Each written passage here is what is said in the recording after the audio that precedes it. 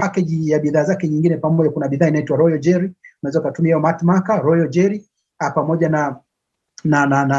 na hii Vitalize for Women. Zimesaidia kwa wanawake. Sasa wale kama mwanamke uko hapa, mimi sina hamu ya tendo la ndoa, sasa hii ni kiboko yake.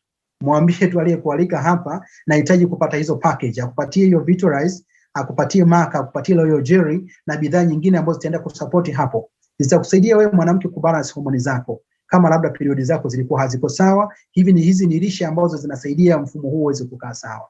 Ulikuwa labda una shida ya ukavu ukeni, hizi ni bidhaa zitaweza kukufaa. Lakini bado kuna wanawake wana tatizo la poor ovulation, mayai hayapevuki vizuri.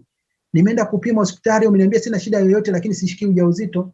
Simaanishi hizi ni dawa, ila zina support mfumo wa uzazi uweze kufanya kazi vizuri.